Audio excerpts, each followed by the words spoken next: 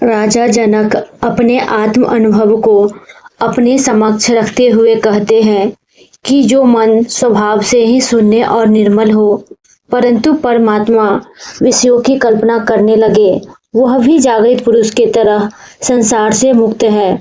आत्मा का केवल ज्ञान प्राप्त करना ही पर्याप्त नहीं, लेकिन उसे प्रत्यक्ष अनुभव करना ही सच्ची सिद्धि है, असली पुरुषार्थ है।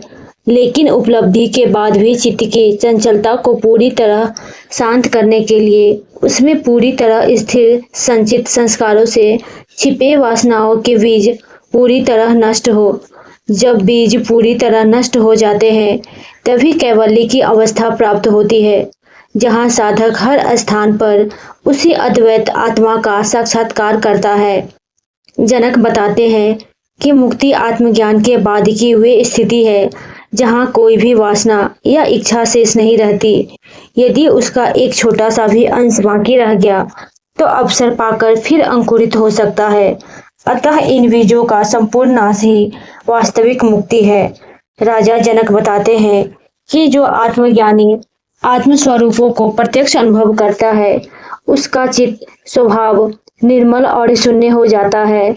उसमें कामना और वासना जन्म जन्मांतर से संचित संस्कारों की तरंगे शांत हो चुकी होती है और संकल्प विकल्प के विक्षेप समाप्त हो जाते हैं। ये अवस्था वाला ज्ञानी सदैव जागृत रहता है। नींद में भी उसकी चेतना सोती नहीं। नींद में भी केवल शरीर और मस्तिष्क का एक छोटा सा भाग विश्राम करता है, जबकि श्वास, रक्त प्रवाह और मन अपनी अपनी क्रियाएं निरंतर करते रहते हैं। वास्तव में सोना चेतना का स्वभाव है ही नहीं, वह हर पल जागृत रहता है। इसलिए जनक कहते हैं कि मैं आत्मस्वरूप हूँ, अतः सोता हुआ दिखाई देने पर नित्य जागृत हूँ। शरीर विश्राम ले सकता है पर आत्मा कभी नहीं सोती।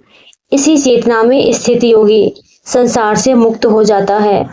यदि वह कभी संसार से जुड़े विचार या भावनाएं करता भी है तो वह वासना या आसक्ति से प्रेरित नहीं होता, बल्कि मात्र प्रमादवश होते हैं, क्योंकि आत्मज्ञानी के कर्म बंधन तब पूरी तरह समाप्त हो जाते हैं। क्योंकि आत्मज्ञानी कर्म करने वाला नहीं रहता, इसलिए उसके नए कर्म संचित नहीं रहते। लेकिन इन सब अवस्था को वही समझ सकता है जो स्वयं वहां तक पहुंचा हो। अज्ञानी इसे पहचान नहीं पाते और ऐसे व्यक्ति को साधारण इंसान ही मानते हैं। सामान्य लोग अक्सर किसी का आकलन उसके शरीर की बनावट, कपड़े पहनने के अंदाज और बाहरी आचरण से करते हैं, लेकिन ये तीनों चीज मनुष्य को असली कसौटी नहीं हो सकती।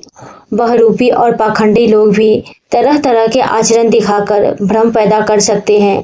अंदर कुछ और होते हैं, बाहर कुछ और होते हैं। भीतर जहर भरा हो फिर भी बाहर से मीठी बोली बोलना, मन में कपट हो पर सही श्रोता का उपदेश देना, हृदय में हिंसा पाले रखना लेकिन बाहर अहिंसा की तख्ती लेकर घूमना, भीतर से पूरी तरह चारवाकी होकर भी उपदेश देना, ये सब संभव है। इसलिए बाहरी आचरण किसी के वास्तविक ज्ञान या अवस्था का प्रमाण नहीं हो सकता।